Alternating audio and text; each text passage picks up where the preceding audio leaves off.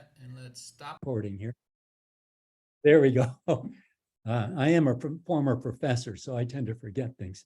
So at any rate, we do hope to get some back and forth and give you the opportunity too to actually perhaps to respond to some questions. We'll hope that we can see hands and all that sort of stuff at that point. So at any rate, I'm going to share my screen here.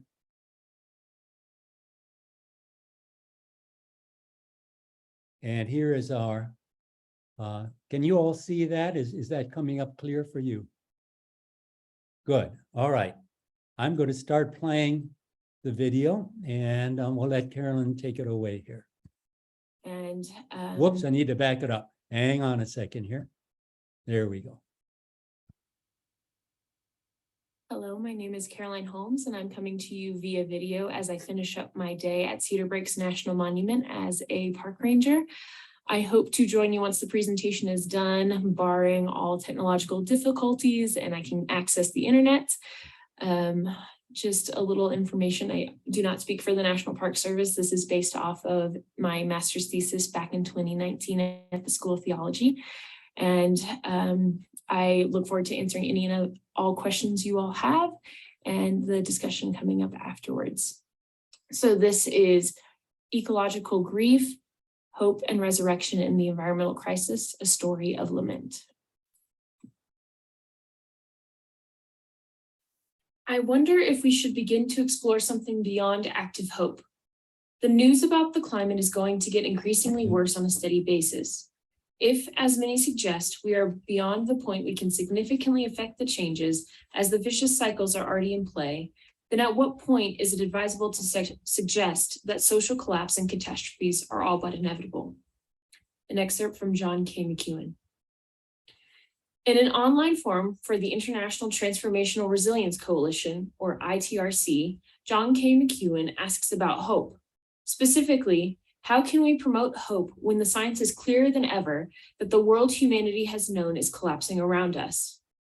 Humanity is facing a world of disorientation. This disorientation is universal to the planet and its inhabitants, rooted in the current environmental crisis, experienced as global warming, habitat destruction, and an increase in certain health risks, among others. For the last several decades, authors from several disciplines, including ethics, philosophy, science, theology, and literature, have questioned how this crisis will impact the world as we know it. At this time, the science is clear that human-induced climate change is occurring. Yet our society's narrative around climate change ranges from complete denial to unbridled optimism and technological solutions.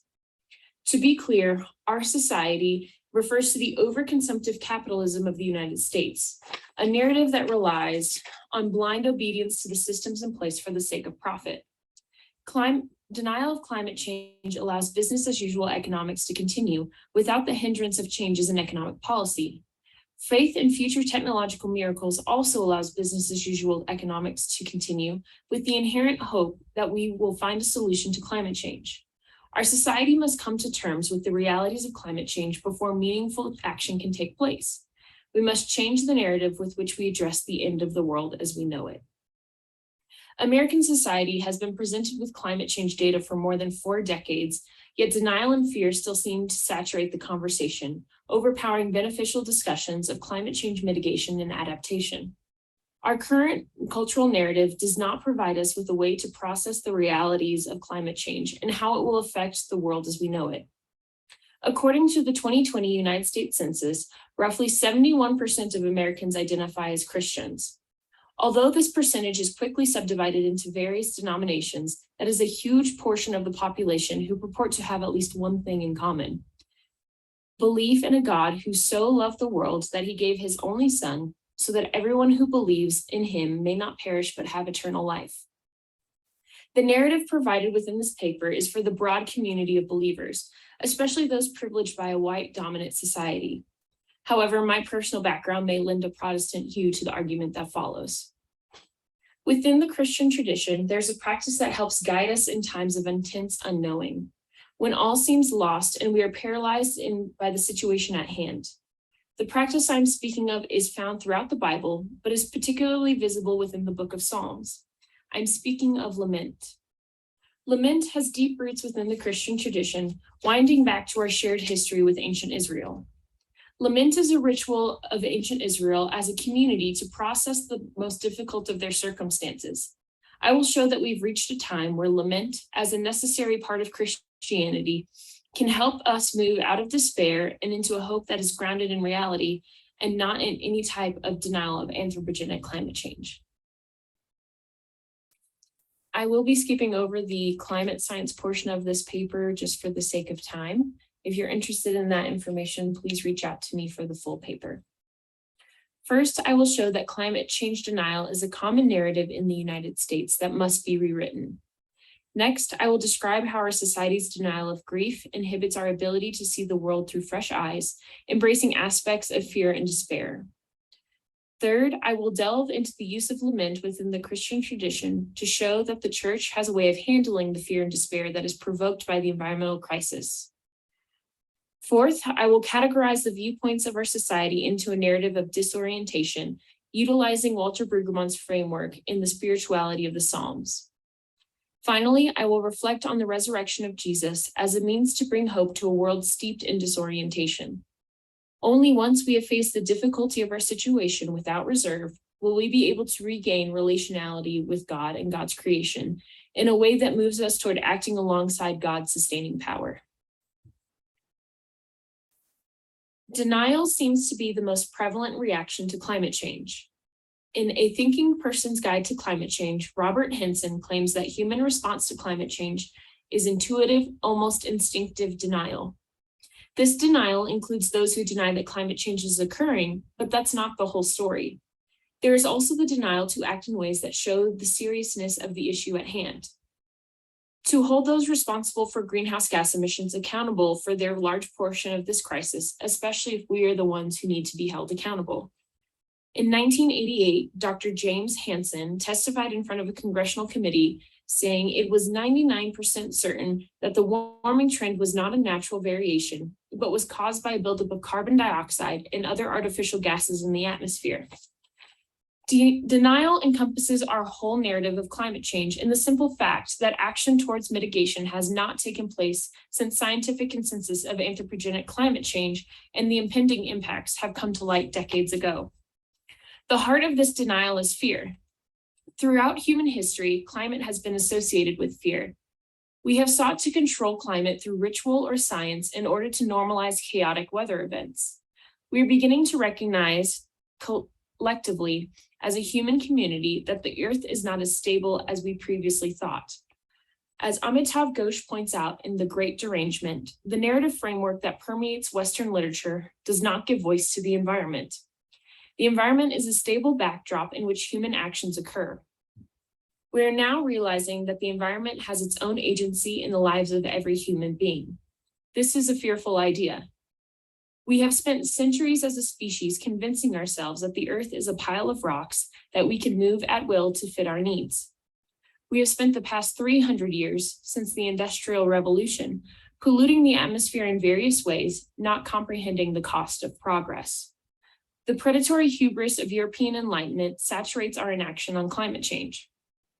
We are encountering a time where humanity is faced with the reality that we are not the only active agents on the planet, a terrifying prospect with which we have not come to terms. How are we to go on living when our worldview of agency has been shattered? What are we losing when we face the reality of climate change? What are we holding on to for dear life? We are holding on to a way of life. A life that tells us we can have anything we want if we work hard enough. A life that lifts up radical individualism, but tells us individuals cannot make a difference. A life where progress for the sake of progress is the only way to progress. A life where nature is the backdrop to our human drama, not the other way around. We are holding on to a way of life that will remain unchanged in the coming years because our privileged place in the world geographically and economically has allowed the US to ignore the predictions of climate impacts in the name of economic growth. Even when we know the facts about climate change, we do not let them sink in. Doing so would convict us of our lack of action, knowing that other portions of our human family will suffer much sooner than we will from our daily emissions. Kathy Jent Neal Kitchener, and Aka and Niviana, indigenous island women from the Marshall Islands and Greenland, respectively, call to each other in their poem as their worlds are crumbling under the current force of climate change. In calling to each other, they also call out the humans who haven't been affected by the problems of sea level rise and melting glaciers yet, and who refuse to act. You'd think you'd have decades before your home fall beneath tides. We have years, we have months before you sacrifice us again, before you watch from your TV screens and computer screen to see if we will still be breathing while you do nothing. Much like sexism and racism, which have their role to play within this crisis, the components of climate change are systemic, inherent within the social economic system that currently rules the world. However, rediscovering the power of lament is not about finding a solution to climate change. There is no solution to climate change, which is why it is deemed a wicked problem. A problem characterized by such complexity that it seems hard to construct it as a case framed for scientific institutions or competencies. Essentially, wicked problems are so complex we are not capable of finding solutions for them, even in a systematic way. Rediscovering lament allows humanity to face the world we impact without the veil of progress hiding the meanest and cruelest realities of the civilization we have created. This unveiling of truth, as terrifying as it may seem, will open humanity to the possibility of hope, knowing that there is something greater that hears when we cry and has compassion on our misguided ways. But first, we must understand what we are grieving. Grief is a necessary part of being human. In fact, grief is a natural response to loss. Quite often in American society, grief is associated with the loss of a loved one, taking on a very anthropocentric tone. Even in the societally accepted types of grief, our public mourning is limited to funerals, while our private mourning is not expected to interrupt our daily life too much. This societal expectation of minimized, quiet grieving is a result of and results in the fear of mortality. In transforming psychological worldviews to confront climate change, F. Stephen Mayer suggests people's fear of their own mortality can lead them to deny the inevitability of death. The American aversion to death and grief places us in a paradoxical situation where death is confronting us on a large scale.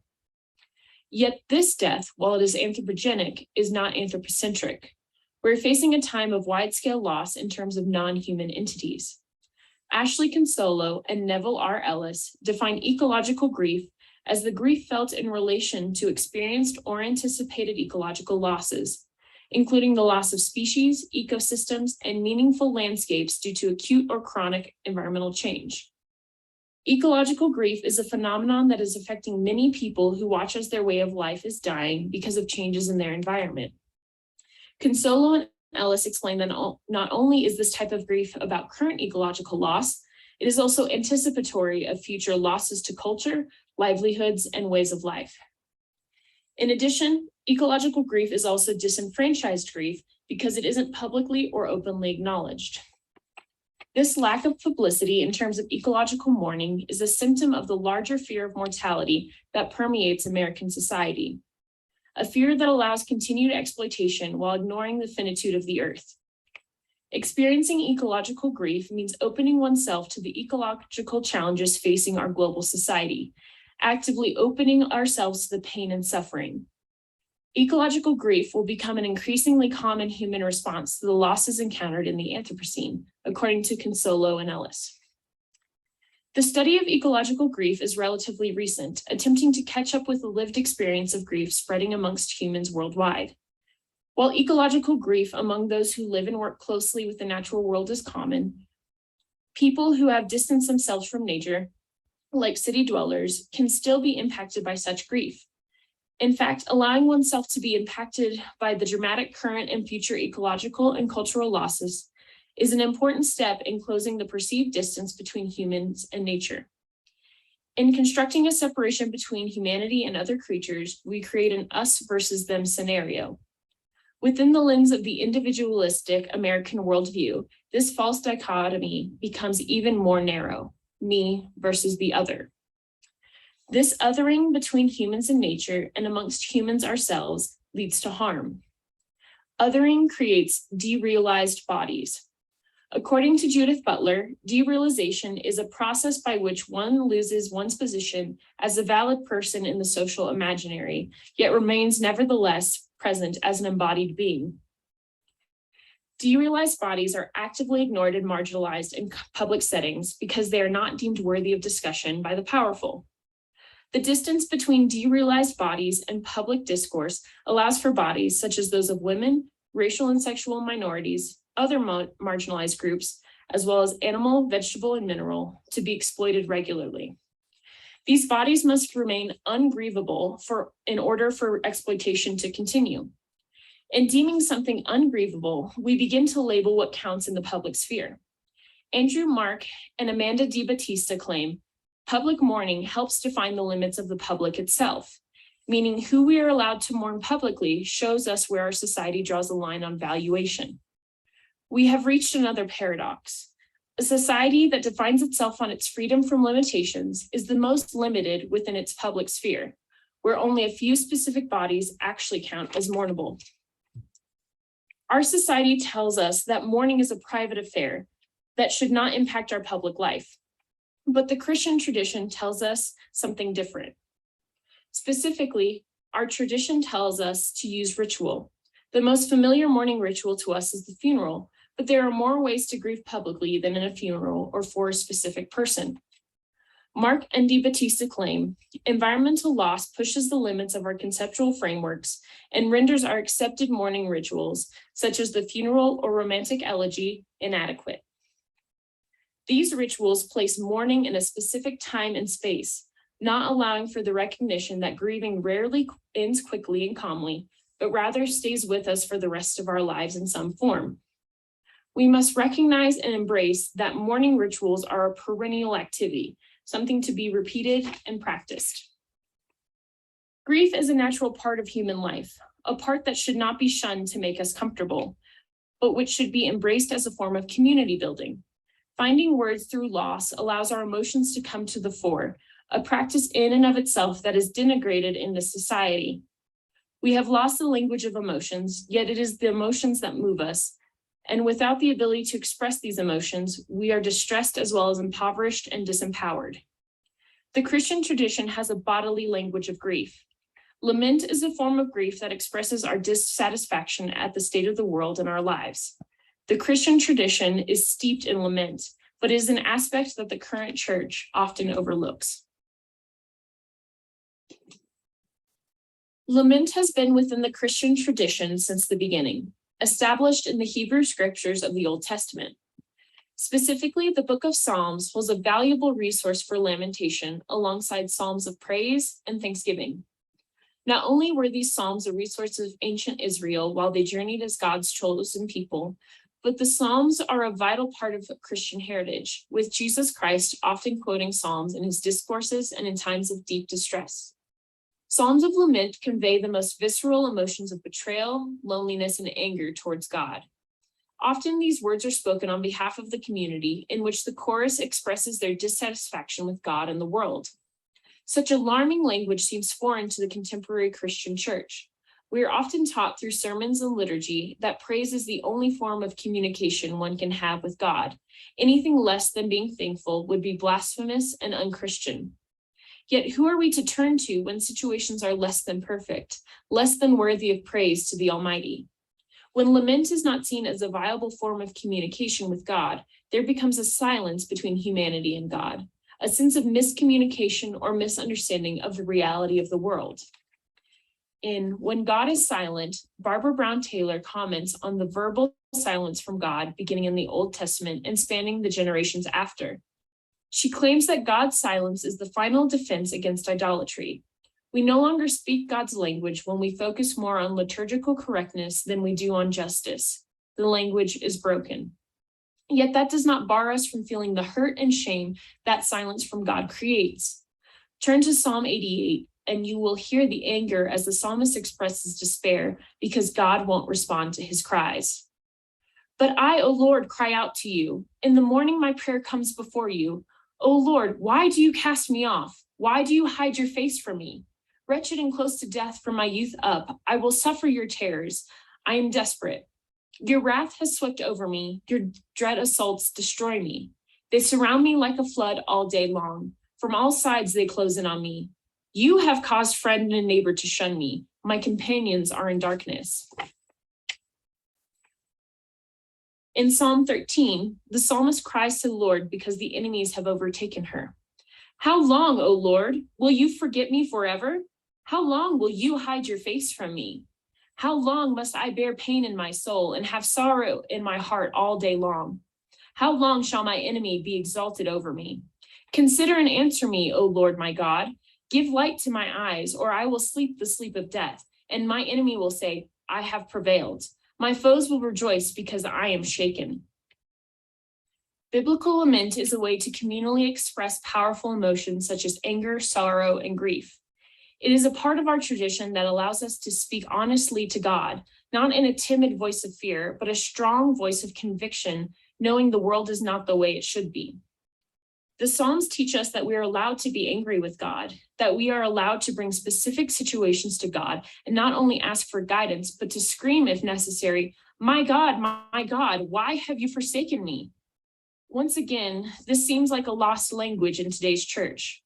Walter Brueggemann says much of Christian piety and spirituality is romantic and unreal in its positiveness, selecting around the voice of darkness and disorientation. Brueggemann attributes this victory-driven attitude to the after effects of the Enlightenment, where success and progress were the only viable mindset. Focusing so much on progress, our society forgot the important lessons failure can teach us. Without failure, we forget that there are limits to our knowledge and to this planet. Without failure, we forget that there is a community behind us that will help and support us when hope is no longer in sight. Without failure, we forget that bigger is not always better, and that focusing on basic human rights is better than catering to those with enough money so that we can make a healthy profit. Failure helps us to see the injustices of the world and ask God, how does this fit into your covenant? Psalm 74 shows the psalmist and her community questioning God's adherence to the covenant with Israel. How long, O God, is the foe to scoff? Is the enemy to revile your name forever? Have regard for your covenant, for the dark places of the land are full of the haunts of violence. Do not let the downtrodden be put to shame. Let the poor and needy praise your name. Rise up, O God, plead your cause. Remember how the impious scoff at you all day long. The psalmists are speaking the language of justice to God, the one who demands justice from the chosen people.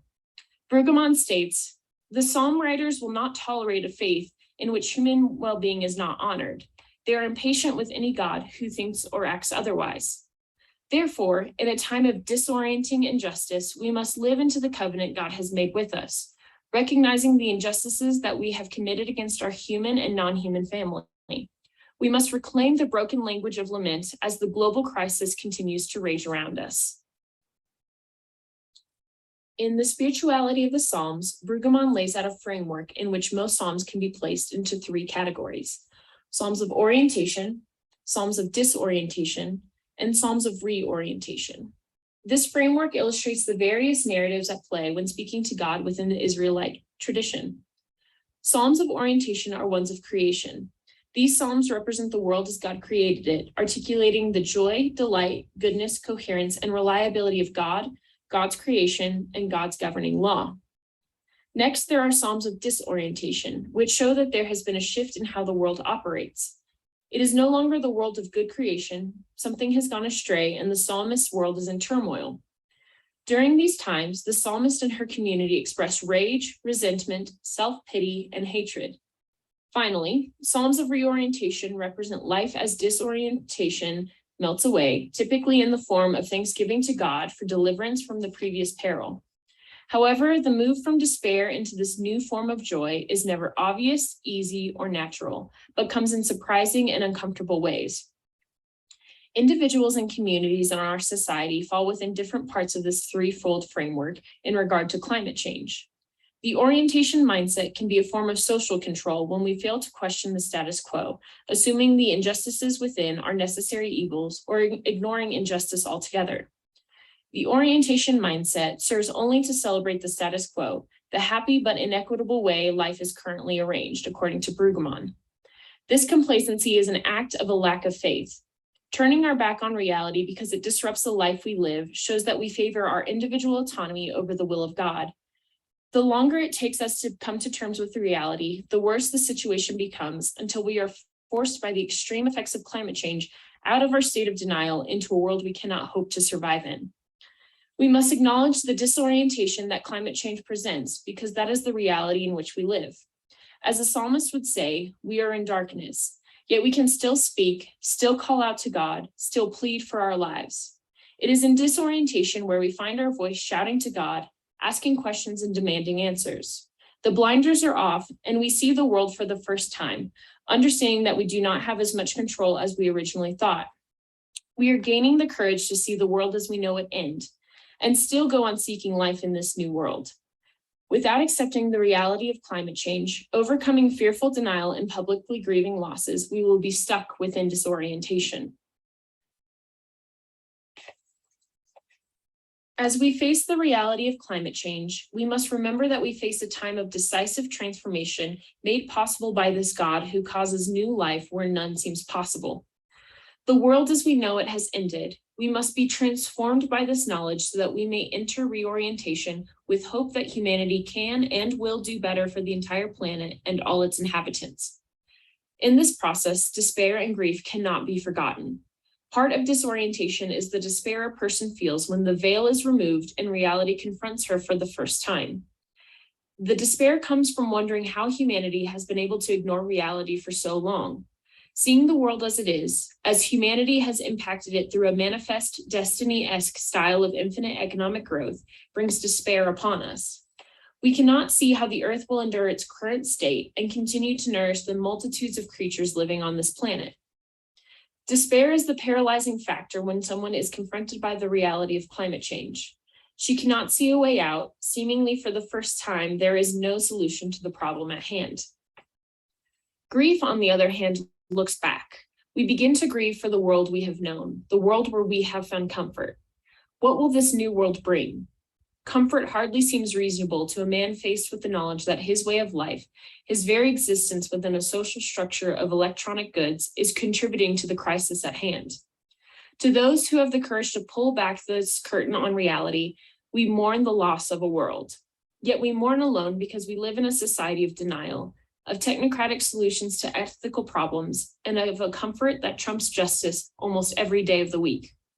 According to Brueggemann, in a society that engages in great denial and grows numb by avoidance and denial, it is important to recover and use these psalms that speak truth about us in terms of God's engagement with the world. Hearing the truth about God's engagement with the world may be our saving grace. The truth we must acknowledge is that resurrection, not evacuation, is God's plan for the earth. The foundation of Christianity is the resurrection of Jesus Christ. God's promise of resurrection extends to all of God's creation. The resurrection appearances of God point out an important aspect of life beyond death. Specifically, Matthew 28 testifies to the reality and materiality, the corporeality of Jesus's body after the resurrection, when the disciples took hold of Jesus's feet.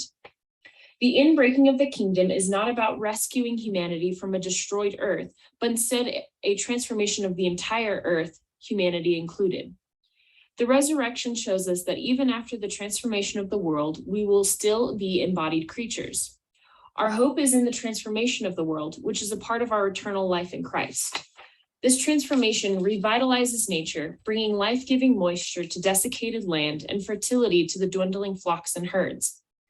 Part of our continued covenant with God is being stewards of the land as a reflection of our intact covenant with God.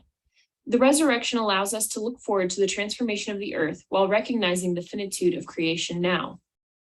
Humanity cannot bring about the kingdom of God, but our preparation for such a time is key to how we live out our lives on earth before creation is transformed.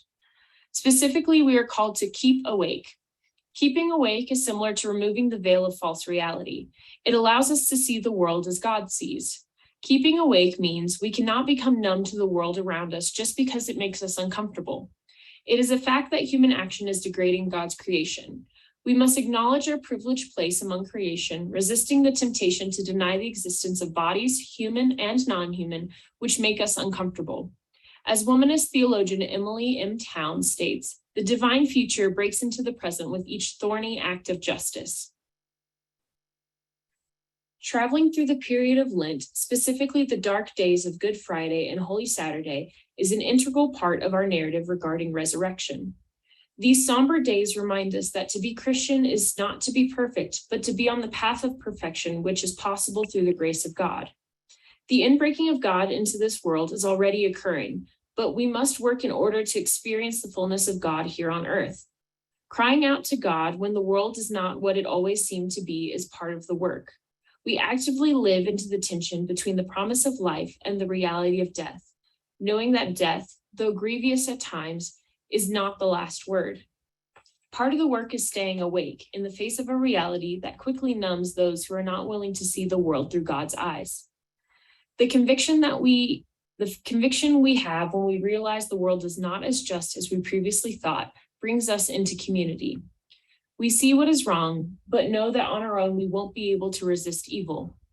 We search for guidance, for a suitable place to release the ecstatic energy that has driven us to realizing that the world must change. The Psalms, along with the rest of the Christian tradition, show us that God is the most suitable first responder. Understanding that God is always a prayer away, if not closer, we have a continued partner in dialogue to begin working through these feelings of despair, grief, and shame at our inability to act. Our mastery-oriented individualistic worldview teaches us that every person is an island. Lamenting allows us to dialogue between ourselves and God, reaching beyond ourselves for guidance and help.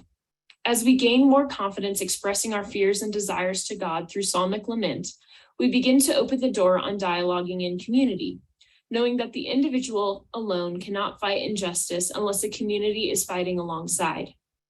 Lamenting brings us outside of ourselves so that we may reconnect with humans and non-humans in order to support creation in a way that shows the grace and love of God.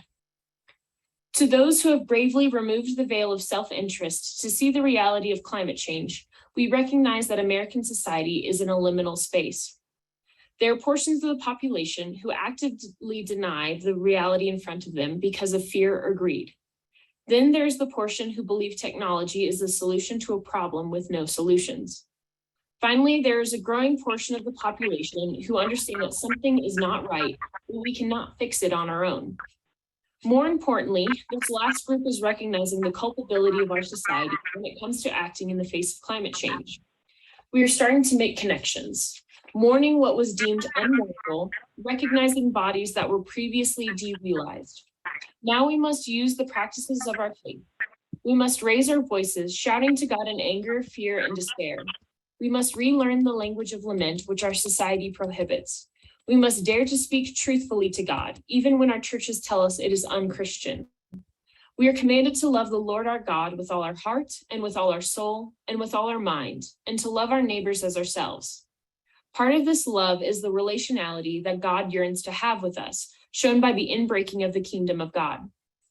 We are called to love what God loves, to see the world through God's eyes, weeping at the injustices and rejoicing in when love prevails over death.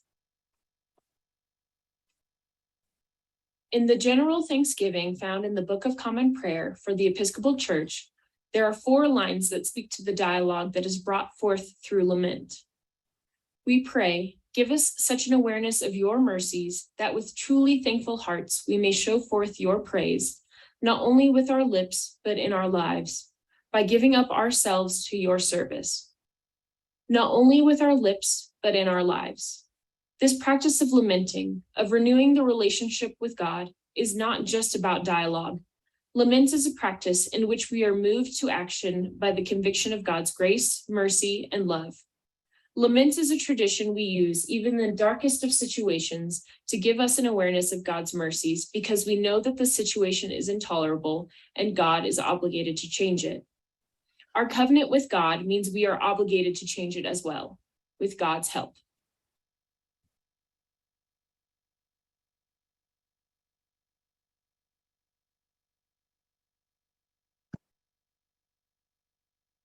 All right. Well, thank you, Caroline. Are you here? Yes, I am. Yay. Life is good. Yes. I'm going to put you in such a way I can see you here. There we go. All right. So everybody, this of course is Caroline. And I'd like to introduce Joey Clavijo. Joey is a deacon in the Episcopal Church, worked for years in the Diocese of Louisiana in New Orleans, and worked both in hospital chaplaincy as well as the head of the creation care efforts of the diocese. So he has feet in both areas, and I thought he might like to share a few thoughts based upon Caroline's presentation, and then we'll see what the rest of us would like to ask Caroline or would like to bring up. So if you have a question, please put it in the chat, and we will then go from there. So Joey, would you care to share some of your thoughts or ask some questions? Thank you, Robin. I'd be happy to. First of all, Caroline, thank you for your scholarship.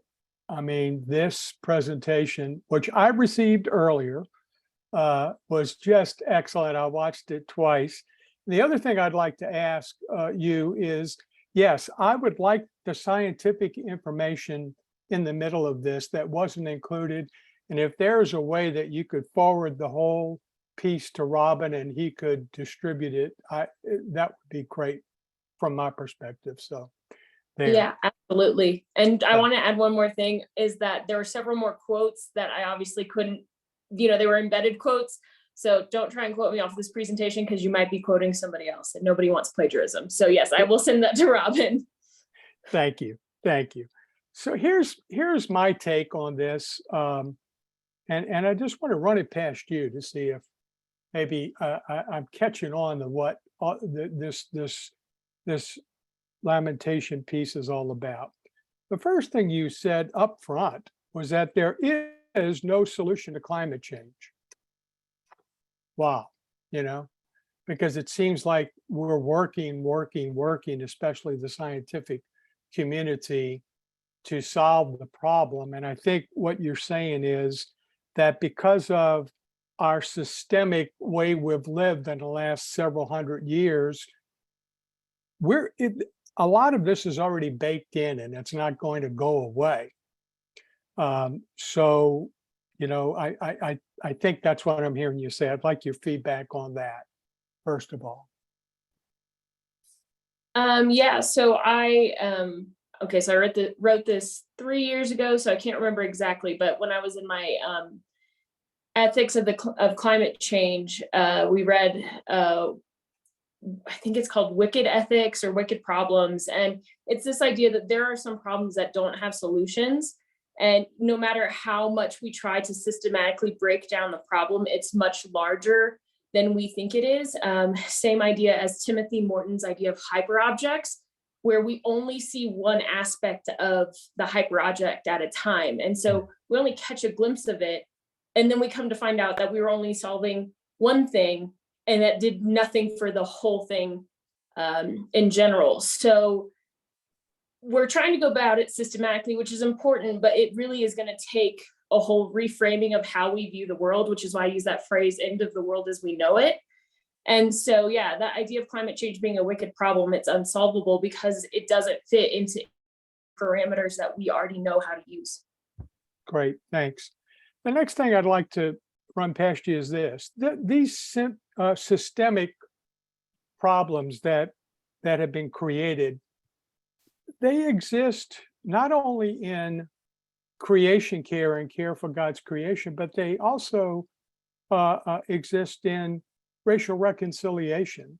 And it seems like a common denominator that I keep hearing over and over again is male supremacy and dominance that comes from that. Could you speak maybe a minute on that and see if I'm going in the right direction with that? I don't think I necessarily pointed out explicitly, but we, within the past several hundred years, that you could point it towards the Enlightenment, you can kind of point it to wherever you want. But, our society we live in is male dominated, male run, and there's always a prejudice against somebody who isn't perceived as a older white male. And unfortunately, that does lend itself to having these power structures that don't allow those who have different ideas, because they're from a minority group, to really come to the forefront with different solutions and different ideas. And so, if we keep going at this from the same angle because we're only hearing the same few people or demographics talking about it, then we're not going to be able to move forward in any way. Great, thank you. Then the last thing, you said that a lot of this lamentation is about grieving a lifestyle of privilege, which we in the global north have always lived a lifestyle of privilege. And to me, Caroline, that sounds like you're asking me to look into the mirror, and really lament that and come to stop denying it, but denial, but come to understand that. And if I do, then it sounds like I'm going into a 12-step program and Alcoholics Anonymous, sort of, right? By saying, Lord, help me, like all of the Psalms. And by the way, Psalm 74 came up in evening prayer today. I don't know how you planned it that way, but son of a gun, right before this webinar, I read Psalm 74. So there you have it. And what I'm hoping is that if I can not get through it, but spend a little more time in lamentation, that perhaps by God's grace, it will lead me to some sort of a change and reparations, reparations for what we've done to God's earth. How does that, are you going towards that angle or what? Yeah, I think you kind of summed it up pretty well. It's the idea that in our society, we don't really allow ourselves to sit down and reflect on past wrongs or on what we're doing in our daily lives. And I understand that, actions within our daily lives aren't going to really, do much in the grand scheme of things, but we have to hold ourselves accountable because we do call ourselves Christians and we want to make the world a better place as best we can. And so if we don't sit down and allow ourselves to reflect on how we're culpable in the situation, then I feel like it allows us to ignore it in a way. We're allowed to kind of skim over it. And of course, looking in the mirror and seeing how we're culpable makes, can bring on that paralyzing fear. And so that's when you use lamentation as a tool to realize you're not alone in this. You have God as a talking partner. And then hopefully you'll be able to reach out to your community and say, hey, I can't be the only one feeling like this. How do we move forward as a community? What do we need to do to make our small community better? And hopefully that will, cascade into something bigger. That's great. I needed to hear that last point. Thank you. One last thing I will share with you in the group is that I think it was either 2019 or 2020, our previous presiding bishop, Catherine Jefferts Sciardi, gave the keynote address, and she talked for an hour and a half about climate change. And in that address, she actually said this. I ran over it this afternoon again. She said that she believes that half of our time, about 50% of our time, should be spent in lamentation, and then the other 50% of that time should be spent in active hope and reparations. So I think she's kind of going along with exactly what you said in your paper. So there you have that. Thank you very much. Robin, that's all I have right now. If anybody else has any questions or observations. Please put your questions or thoughts in the chat.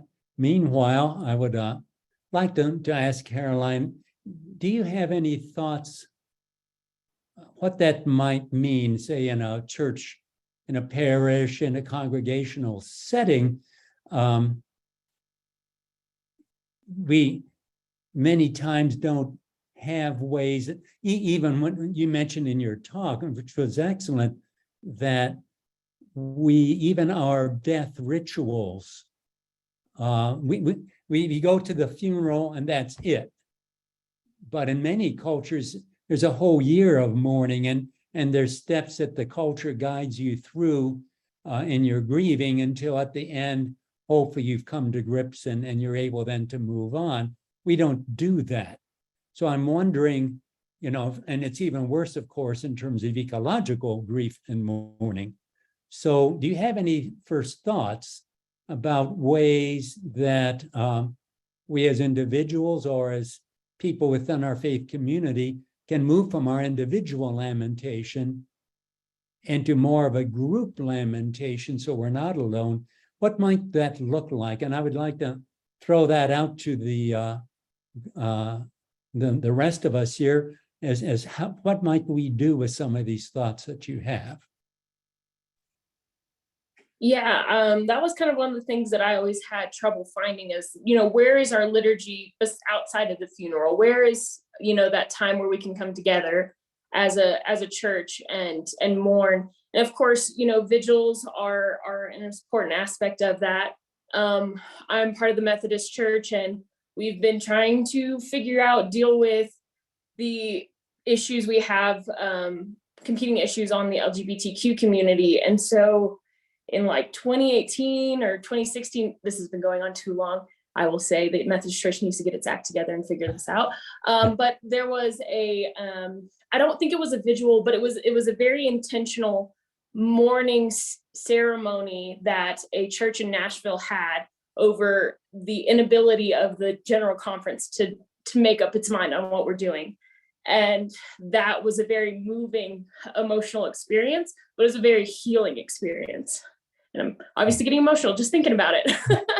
And so I think that, we have, especially in our history with the civil rights movement, and there's those times of deep mourning in our history. And so how do we utilize our experiences then and apply it to our environmental situation now?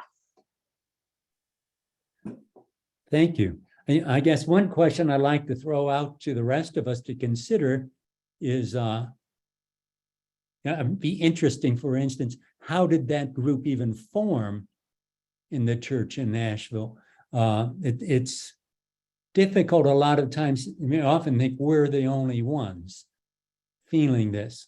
So even that courage to take a first step to ask, are you feeling this way? Or where do we find the fora through which we can even discover that we're not alone, so that we can then get together and start exploring how do we express and reflect on what's going on in our life. I see here that Andrew Hudson and Peter Sergienko has shared that Andrew Hudson and I participate in a group called Eco-Faith Recovery, which does employ recovery models to help us process grief, as well as learning how to tell our stories and to develop as leaders. Gives a link there. I think that could be very valuable.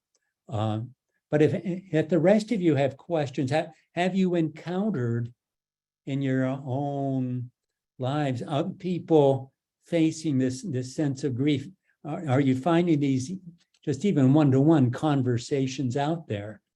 And if not, how might we start to have them? How can we move from individual to group? There's a question here too from Peter. As a question for Caroline, we now share common stories of lamentation related to climate chaos, wildfires, floods, drought, etc. How important is it for us to share and process our stories of grief and community? I think that's along these lines, but do you have something you'd like to add to that? Yeah, I think that's very important. I mean, it's not necessarily related to climate change now, but I grew up in Oklahoma, so tornadoes were like a daily occurrence in the spring. So, like those are events that, especially the closer you are to them, they become traumatic and important events in your life. And so, especially when you have a storm or a wildfire that's greater than it should be because of the effects of climate change, because of a severe drought that shouldn't be happening, because of basically a supercell hurricane that is a 1 in 100-year storm that we're getting every 50 years now. Those are the effects of climate change, and they are traumatic events. And so to create those communities where you're able to talk about what that event meant to you, it is a healing process, and it's part of the process for, going to therapy and having a core group of people.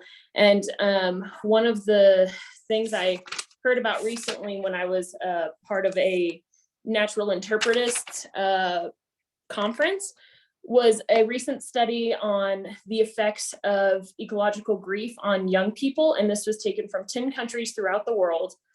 And again, it's the idea that there's this feeling of not enough is happening.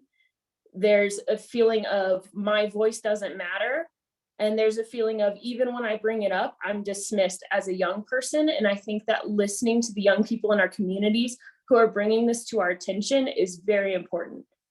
Because then you can start the community building from there. Right. So am I hearing you say tangentially, perhaps, that when we look at our church congregations, often they're fairly gray. And we find young people, maybe who used to be in the congregation, leaving. So is the fact we've been inattentive and insensitive to the concerns of a large part of our church community, it's perhaps not surprising that they have left. It seems to me what we're beginning to say is that evangelization, youth ministry, all these things really have to pay attention to where our youth are and then learn to deal with that. But we as older people perhaps haven't really been, have been in more denial. Yeah. I mean, I agree. And obviously it's not a solution to how do we get more young people into the church, but giving people a voice, having them feel like they have a seat at the table, actually giving them a seat at the table, not just, giving them lip service and ear service, is an important aspect of I would say why a lot of young people aren't a part of church communities anymore. I know that from the Sunday school that I go to when I'm back in my hometown, somebody's asked to be on a sports and activities committee. And then when they bring forward ideas, they literally have not been invited back to that committee because they had a new idea, right? And, you're only 35, you have 2 kids, what do you know, kind of a mentality, unfortunately. So yeah, I think that actually hearing the voices who are bringing up their ecological grief and their ecological experiences, it's really has to start grassroots. And even if it doesn't start in the church, reaching out to community or to local community organizations that are dealing with environmental problems or environmental issues, because they've already got a system in place. And if they don't have some way to deal with the grief, maybe that's where the church can step in and be a part of the community and say, hey, you know what? I understand you guys are doing all this great work, but it doesn't seem like you're being able to process it in a healthy way, obviously phrase it better than that, and say, the church has this tradition. Let's figure out a way where we can work within this tradition and work with you so that everybody's healthier from it. Yeah, thank you. I think that's a wonderful idea. There's a question here from Joey. Can you share any experience as a park ranger of people who express this form of grief? And I would follow up with, you're a federal employee, and yet you're dealing with people with real so do you have anything to share there? I haven't quite been in a position to talk to visitors too much about their ecological grief in a way.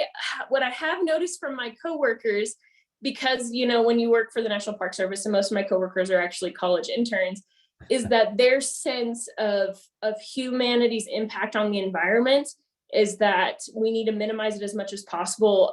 It's a joke that a lot of us say, but, if I'm being attacked by the bear, I don't know whether I want to just let the bear eat me because I was probably doing something I shouldn't have been doing, or if I want to run away because if the bear eats me, then the bear's going to get shot because it ate a human, right? It's this there's no win-win for the bear in either situation. So a lot of it is kind of said through jokes and through innuendos and things like that. And, not ever, because it's a professional setting, you don't feel like you have that chance to sit down and be like, okay, tell me how you're really feeling about that. Yeah. I do have a meditation program that I implemented about a month and a half ago. And so most of our programming that we do is, standing up there talking about the geology of the park and just telling people information. And what I always see as an opportunity in interpretation is to get people to see the world differently. And so on one of the first times of my meditation program, I had this family of 4, I think one kid was 7, one kid was 9. And once we were done, I was like, so how did that feel? What do you guys, we were having a discussion afterwards. And one of the kids goes, I'm not really good at sitting still, but I really liked that. And it was kind of that moment of like, okay, let's give people tools to see the world differently so that they can start reflecting and start seeing what's important to me. That the idea of a meditation, in our contemplative program, one of the very first things we do is reorienting, where you just say, okay, I'm going to be quiet, I'm going to spend this time, and just ask people to notice.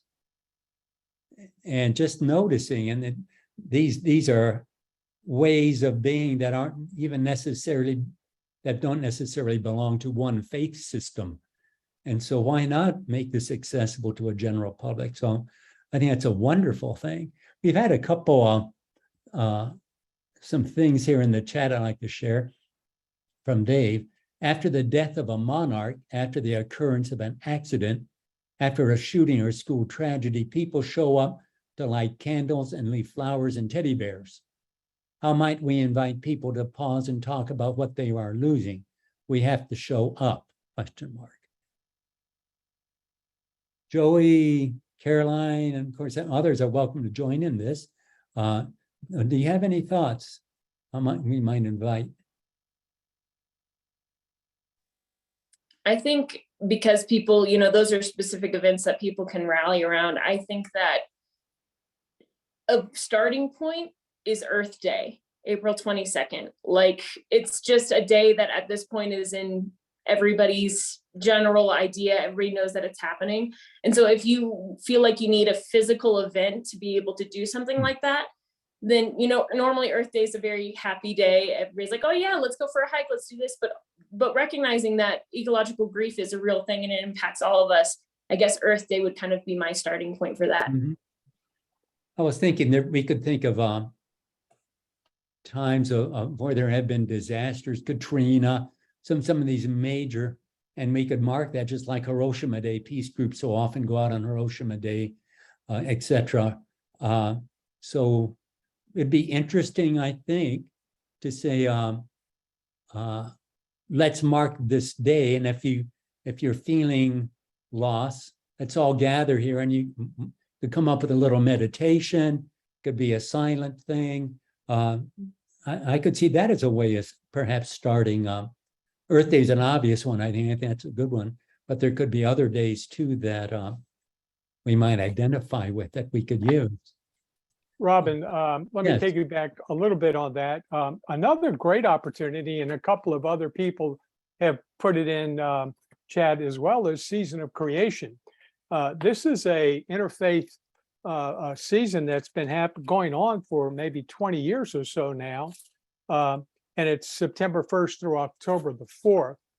There are, in the Season of Creation, which you could just look up on the internet, there are liturgies that speak directly to lamentation.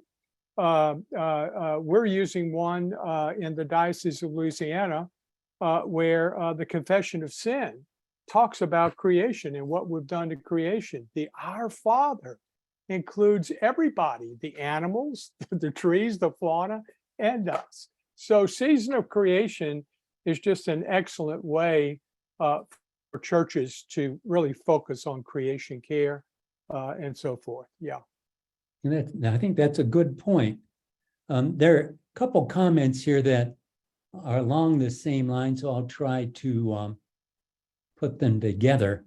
Our community obviously is broader than just humans, and so often when we're out in non-human creation, we can feel really loss, we can feel rage. I just find it very difficult to look at mountaintop removal sites. And I just feel ill and angry when I see those things. And same thing when I see polar bears who can't find ice floes and to get onto, and etc. And so our community is broader. And so one thing I think that we can do as a way of starting this conversation is to hold the conversation with the natural community that you're part of. So going outside, getting quiet, trying to be open then to what's around, and then start to just be open and see what happens. Try to feel if there's been degradation there, try to feel what's going on, or if it's, my wife and I have been pulling exotic invasive plants from our pond area and our creek, and they keep coming and coming. And how do we deal with these sorts of changes that that I feel a loss of, and so lamenting in that context, I think could be a very useful thing. My colleague Jerry and I spoke at a church in Connecticut a couple years ago, and there a large windstorm had come through the year before and just totally destroyed a state park that was a favorite destination for many people from the city. And there was grieving among many, many people for what was lost there. Well, this is an opportunity to go out and spend time in that place, take a group of people to that place and just be with it, I think. And then discuss it with one another. What happened there? How do I feel? And I think that sort of a context could also be a place where we could broaden our community and our dialogue. Let's see here. Here's a question from Andrew Hudson. Thanks for your presentation. I'm Mennonite, one of the Christian groups as unlikely to actually shout as Episcopalians. Smile. The Psalms talk a lot about actually shouting and otherwise loudly expressing. Do you feel like those kinds of expressions are literally important, or more that they are metaphors for the needed actions? Anybody have a thought on that? I think it's a little, I mean, it's whatever I think it's a little bit more of a metaphor for the needed action. But I mean, within the tradition, the shouting is there, right? If you feel the need to shout, it's not wrong. You're not being blasphemous. You're not going to anger God in any way. It's a normal part of that conversation. Just like how when we get mad at each other, we might raise our voices. Sometimes it's justified, sometimes it's not. But that energy needs to be released in some way. So, God can handle it. So if you need to shout at God, right? Because God can handle it. But, if you're able to move forward and handle that anxiety or that rage in a more calm manner, and you're able to move forward into action, then that works as well. I think too that we as Anglo, generally, not all of us are Anglo. I'm half Latin myself. But we tend to be very disembodied people. I remember in church, I've led music for years in church, and at the end, we might do a spiritual or something, or maybe something with a Latin American beat to it. And in our congregation, people are going,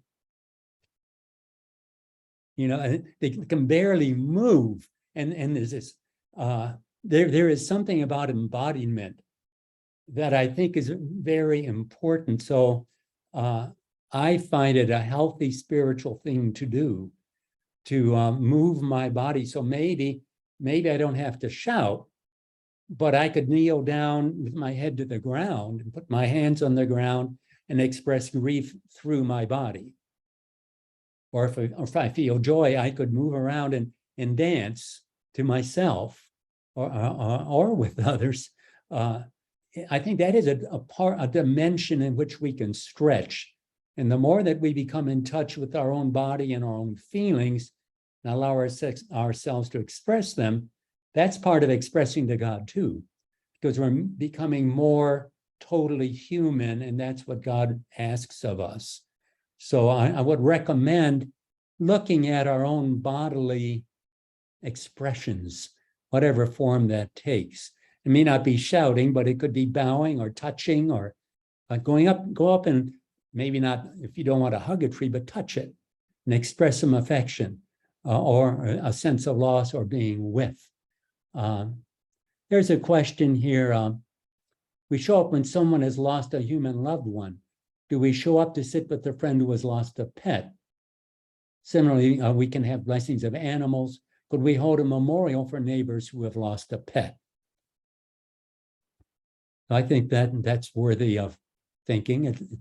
We're starting to see that the relationships are broader. And pets, it's not much of a stretch to see that there's a loss there.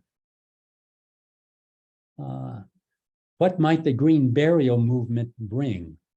Celebrating our funeral practices with return to nature in sustainable ways. In other words, model a different orientation by really bringing our grief and loved one to the earth. Joey, do you have any thoughts on that? Yeah, I sure do. I've been thinking a lot about green burial. I've been doing a lot of reading about it. It's a big movement. There's a lot of work to be done between state, authorities to get it done. But you know what? I'm thinking about it for myself. I'll be honest. I really would be honest. There's a lot of monks, that do green burial. I'm thinking about some of the Cistercian monks, at some of the monasteries. So to me, it's very comforting. I came out of the ground, like we say, right? I'm going to go right back into the ground. Mm-hmm. I heard something from a Muslim friend of mine who said when they bury their folks and they bury them in the ground, they actually take metal rods with cups on the top of them and put them there. Do you know why? Because when it rains, those metal cups will collect water and it will water the birds and the animals that come through. And that's how linked into creation some of our interfaith brethren are. That blew me away when I heard that. Yeah. Along those lines, Joey, in Swanee, there are two cemeteries. The University Cemetery used to it's got a lot of trees and stone walls, that sort of thing. And for a long time, they kept it really mowed. But now they are letting it grow and letting the wildflowers come in, and they very purposely try to only mow a couple times when they least disrupt the natural vegetation coming in. And this is an attempt, again, I think, to try to make a cemetery being one with all of creation. We're always welcome there, in a sense that all visitors are welcome. And I find that it's a wonderful place to go walk, very quiet, and having those other plants in there is really exciting. And a lot of the tombstones there are on sandstone, or more and more we're seeing sandstone, which is our native stone in the area.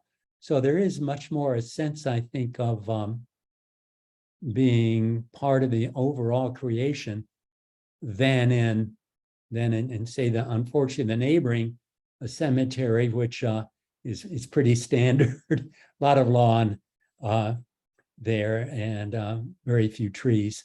So I think I prefer the former to the latter. Right. There's another comment here from Psalm 96, that the heavens rejoice and the earth be glad, let the sea thunder and all that is in it, let the field be joyful and all that is therein. Then shall all the trees of the wood shout for joy before the Lord when he comes to judge the earth. And then the response to that is, how can the trees shout for joy when we've cut them all down? And cutting down a tree is a literal sacrifice. Caroline or Joey, do you have any care to respond to that? Or if there's any thoughts out there in the rest of us, please put them in the chat. Peter's Um, absolutely right. Go ahead. Yeah. Oh, I was just thinking that fits pretty well into the Walter Brueggemann's framework. That psalm is a psalm of orientation. This is how the world is, isn't it great? And then your response is in that world of reorientation. But we've cut all the trees down. We're not living in the world we had before. And so, yeah, it's that paradox of living with people who have different perspectives, which obviously we do all the time. But we're living in a world where we see the destruction happening, and we see people who seem to just ignore it like nothing's happening. And it does cause frustration. So I definitely understand your point there. Yeah, yeah. On a very small scale, we have a tree right at the entrance to our home. It's a pretty large white oak, and it shades our house. And we've always thoroughly enjoyed having it there. And we noticed in this, just within the last few months, that it's dying. And we've had two people look at it. They both agree that unfortunately it's going to have to come down because it's entering into a true decline. And if we're not careful, it will fall on the house. And so we're going through this whole period of lament from what is coming, because we have had quite a relationship with the tree, but yet also see that on the other side, and it is a sacrifice, but on the other hand, then we'll have more light. The dogwoods and the redbuds will be able to respond to the light. So there is this other side to this loss. But yes, it's a sacrifice, I think, when we just wholesale cut down the forest. And a lot of our timber practices unfortunately are industrial timber practices and not cognizant of our being in a community with those trees. So I think a lot of it is just that we haven't gotten to know, in many ways, we as people, nature, and particularly more and more with our urbanization and our coming glued to screens. We're just not in touch as much. We're just about getting time for us to close here shortly, but let me see here if here's a question at the end. We have some wonderful comments. I encourage you to look at the chat, but here's a question. Should we perhaps be taking a cue from responses to climate catastrophe in the biblical story? Does catastrophic land loss in the biblical narrative, flood, war, imperial control, have anything to teach us? I have some thoughts, but I'd like to hear from perhaps you, Caroline, or Joey. And I'd sign up for that Bible study for sure. That sounds really interesting to me. I don't know if I have an answer to that, but I think it'd be a really fun thing to delve into and see what you can take away from it. yes. Well, I will add my own, because this is something I am familiar with. The prophets speak a lot about the unmaking of creation, and that human injustice leads to, Brueggemann, again, talks about the three-way covenant, that all covenants of God with humans have always included the land. And so, therefore, if we enter into unjust relationships with respect to the land itself and with respect to other people, then the blessing that God confers on the land starts to diminish, and you start to get this unmaking of creation. I think it's Amos, so I could be wrong, actually takes the creation story and reverses it. Says how the fish of the sea are disappearing and so forth because of the injustice. Another verse talks, I think this is in Leviticus, because of our injustice, the land will vomit us out. So the Old Testament is replete with cases where human injustice and human lack of righteousness leads to environmental degradation, the famine, war, plague, all these sorts of things, and actual degradation of the land. So I think it has a lot to tell us, and I think all we have to do is look around us, and we will see that indeed the land is starting to vomit us out, or the sea by flooding us out.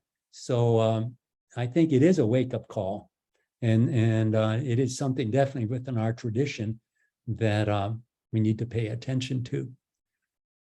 Okay, there are some wonderful references here in to Bible studies and of course, ecological grief recovery programs and so forth. So at any rate, I encourage you to look at those things. And I think if there's no more happening at the moment, that we should close. But I thank you so much, Caroline, for sharing, for your thoughts, and keep going with your work and your thinking on this. Thank you so much, Joey, for all your input, for your sharing your wisdom with us. And Thank you. I hope that all of us do find ways to lament, do find ways to deal with our loss, and find ways to help others start to do the same. And I think we've had some good ideas tonight how we might start. We have our liturgies, but we also can just do one, seek out people who feel this and sit down and talk. And then maybe read a psalm together would be something that we could do, very simple.